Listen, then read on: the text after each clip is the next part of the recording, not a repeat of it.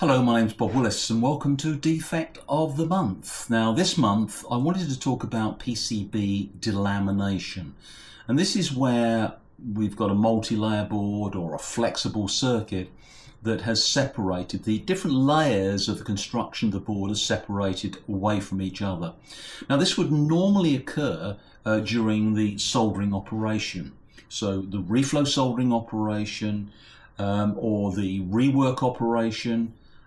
It's kind of unlikely that you would see this on wave soldering or selective soldering, but it's perfectly possible for it to actually happen. Now, normally speaking, during a soldering operation, if there is any poor bonding of the board, or there's a high level of moisture in the board, these are some of the reasons why you get separation. And if you imagine if you've got moisture inside the printed circuit board and you're heating it up, obviously to reflow temperatures, this may be sufficient to generate sufficient energy to separate surfaces within a board. Now, my personal experience is wherever possible, try and QC the printed circuit boards you're using to minimize the need for baking. Now, if we're talking about 4-layer multi-layer boards, they are fairly inexpensive. It's the components that we add to the circuit which increase the value of the printed circuit board.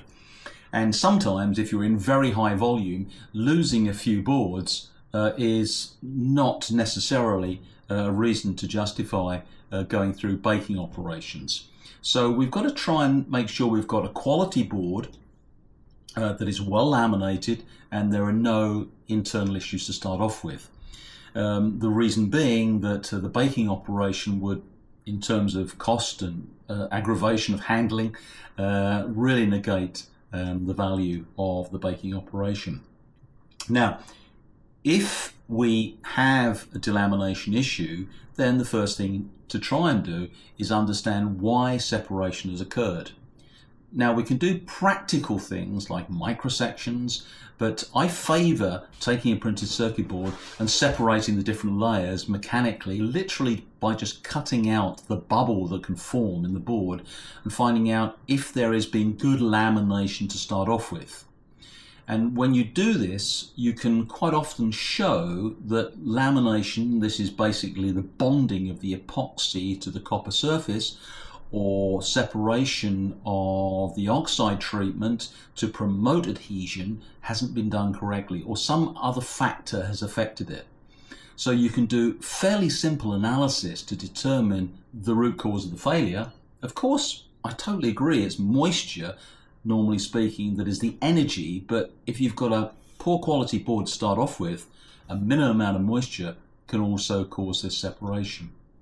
Now, higher temperatures in rework and repair without prior baking of the board assembly, and remember, as I said earlier, that the board assembly and the components are probably the value that you're adding to the basic board.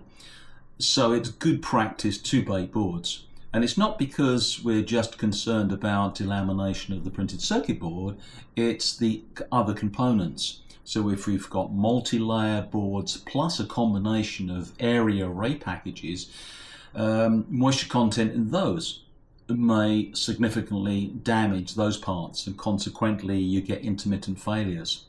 So we've got to think about why we do certain things, but if you've got delamination of a board, be it flexible, a flexi-rigid or a traditional multi-layer board, look for why they've separated, understanding that it may be driven by moisture, but understand the root cause of the problem first of all.